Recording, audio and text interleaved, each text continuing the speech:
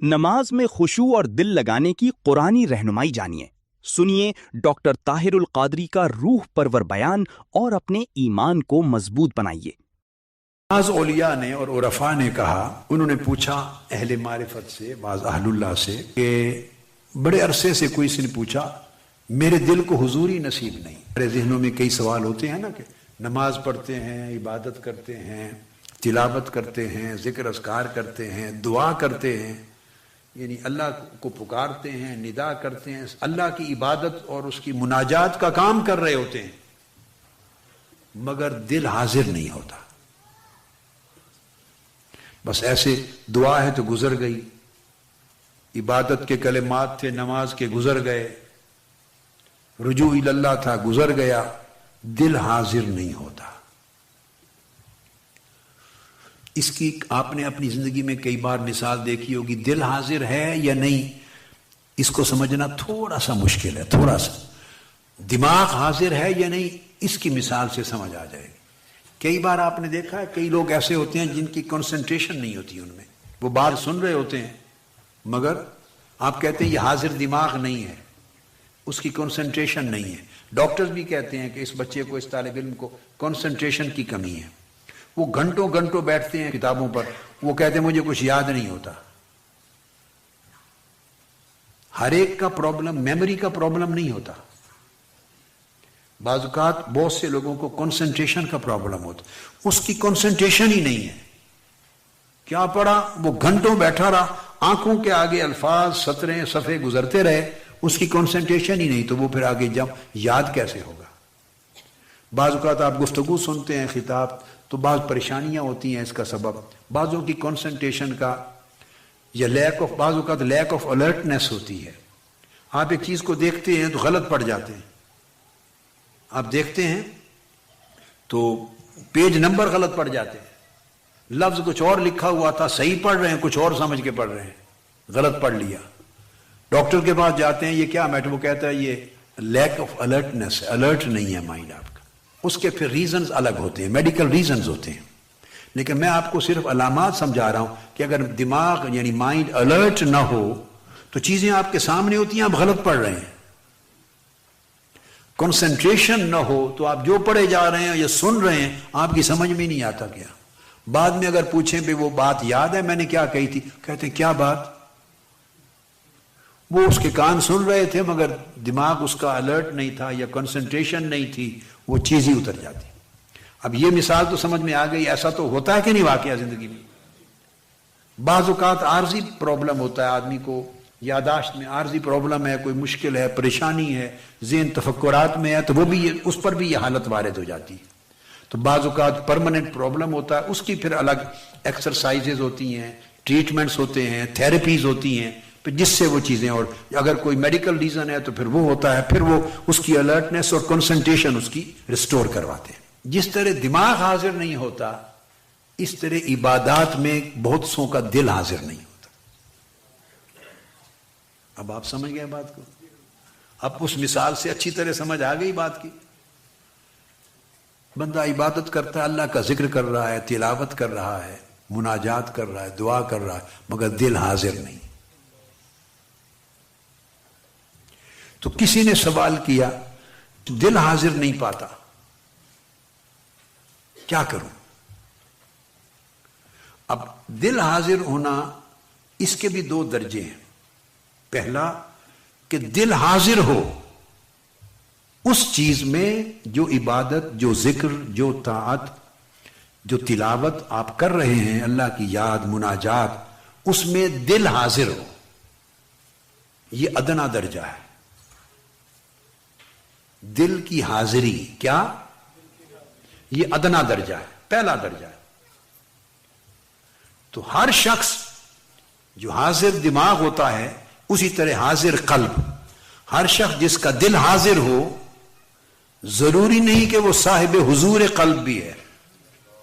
دل کا حاضر ہونا اور چیز ہے، اور دل کو حضور نصیب ہونا اس سے اوپر کی چیز ہے. اس کو حضور قلبی کہتے ہیں. کیا؟ یعنی دل کی حضوری.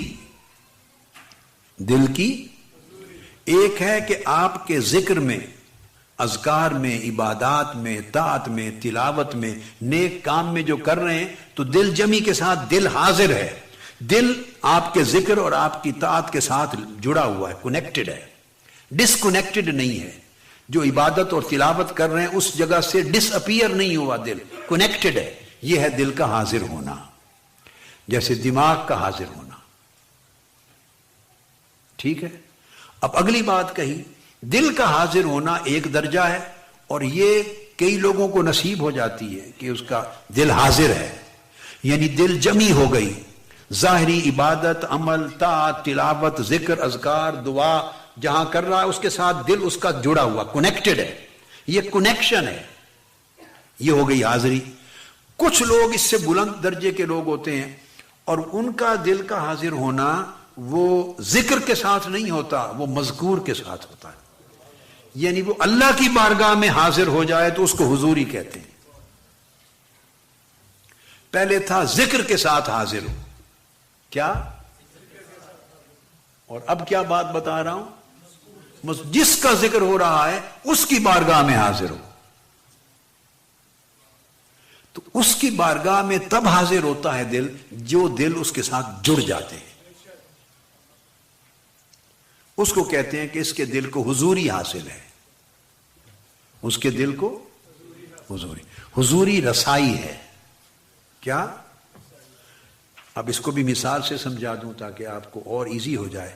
جیسے میں نے دماغ کی مثال دی، بھئی یہ حاضر دماغ نہیں، اور اگر کسی کو الرٹنس مل جائے اور کنسنٹریشن مل جائے تو کیا ہر وہ شخص جس کو دماغی الرٹنس اور کنسنٹریشن مل گئی ہے کیا اس کو دماغ کی رسائی بھی مل جائے گی کہ جو بات سمجھائی جا رہی ہے اس کی ڈیپتھ تک اس کے سارے راز بھی سمجھ جائے گا، پا جائے گا؟ کیا یہ انٹلیکچوئل کیپیسٹی بھی مل جائے گی؟ نہیں، ابھی تو الرٹ ہوا ہے، بقایا تو کیپیسٹی ہے، کتنا اس کو پاتا ہے اور کتنا نہیں پاتا۔ تو پہلا درجہ کہ جو غیر حاضر تھا دماغ وہ کم سے کم حاضر ہو گیا، اب حاضر ہو جانے کے بعد کتنا سمجھتا ہے، کتنی رسائی پاتا ہے اور کتنی نہیں پاتا، یہ پھر اس کا اپنا، اب سمجھ گیا، نصیب ہے۔ اسی طرح دل کا حال ہے، جو غیر حاضر تھا وہ حاضر ہو گیا، وہ حاضر ہو گیا، اور اب اس سے آگے حاضر ہونے کا مطلب یہ نہیں کہ رسائی بھی پا گیا، جس کا ذکر ہو رہا تھا، جو مذکور تھا، جس بارگاہ میں کی یاد ہو رہی تھی کہ اس بارگاہ میں بھی پہنچ گیا۔ تو اس مجلس میں حاضر ہونے کا مطلب نہیں کہ وہاں بھی پہنچ گیا، وہ رسائی ہے، اس کو حضوری کہتے ہیں۔ تو اب کسی نے کہا کہ وہ بات بیان کی کہ میرا دل حضوری نہیں پاتا، حاضری کی بات نہیں کی، کیا؟ حاضری کی بات، حضوری نہیں پاتا، اس بارگاہ میں نہیں جاتا میرا دل، وہاں اس بارگاہ میں دل کو غائب پاتا ہوں۔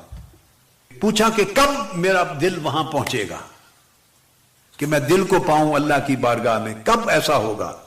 فرمایا اذا نازل فیہ الحق، جب تمہارے دل میں حق، تمہارے دل میں اللہ ٹھکانہ کر لے گا، جب تمہارے دل میں اللہ آئے گا، اللہ اترے گا، تب تم اس کی بارگاہ میں دل کی حضوری پاؤ گے۔ تو انہوں نے پوچھا کہ اللہ کب اترے گا میرے دل میں؟ اللہ کا نزول، کیا میرے دل میں اللہ کا نزول کب ہوگا؟ اللہ کب میرے دل میں آئے گا؟ تو جواب دی اذا ارتحل عنہ ما دون الحق، فرمایا جب اس کے غیروں کو دل سے نکال دو گے، جب غیر چلے جائیں گے تو وہ آ جائے گا، وہ غیروں کے ہوتے ہوئے اس دل میں نہیں آتا۔ یہ بات سمجھ میں آئی؟ اور غیر کون ہے؟ ہر وہ چیز جو اللہ کو پسند نہیں ہے، تو دل میں اس کی محبت اور شہوت اور رغبت بھی پڑی ہوئی ہو، اور چاہیں کہ اس میں اللہ بھی آ جائے تو اللہ کی غیرت اسے گوارا نہیں کرتی۔ وہ کہتا ہے بھئی تم نے ان کو دل میں سجایا ہوا ہے تو اسی سے دل لگا لو۔ فرمایا اذا ارتحل عنہ ما دون الحق، جب اس کے غیر نکل جائیں گے تب وہ آ جائے گا۔ خلاصہ اس کلام کا، ہر تمنا دل سے رخصت ہو گئی۔ واہ واہ واہ، ہر تمنا دل سے रुखसत हो गई, अब तो आ जा, अब तो खलवत हो गए। तो उसका कायदा यह है कि जब उसके गैर चले जाते हैं दिल से और दिल नया खाना बन जाता है, खलवत कदा बन जाता है, उसमें कोई और गैर नहीं रहता और दिल खाली हो जाता है, उस वक्त वो जलवागर हो जाता है। और जब, अब मैं आपको वही मारिफत की तरफ ला रहा था कि जब वो दिल खाली हो गया गैर से, तब वो जलवागर हुआ, और जब वो जलवागर हुआ तो दिल जिंदा हो गया, और जो जिंदा हो गया, कामिल जिंदा हो गया, वो उसके हुजूर रहने लग गया, वो उसके हुजूर रहने लग गया। सबसे पहले नई वीडियोस को हासिल करने के लिए शेखुल इस्लाम डॉक्टर मोहम्मद ताहिरुल कादरी के ऑफिशियल यूट्यूब चैनल को सब्सक्राइब करें और बेल आइकन क्लिक करें।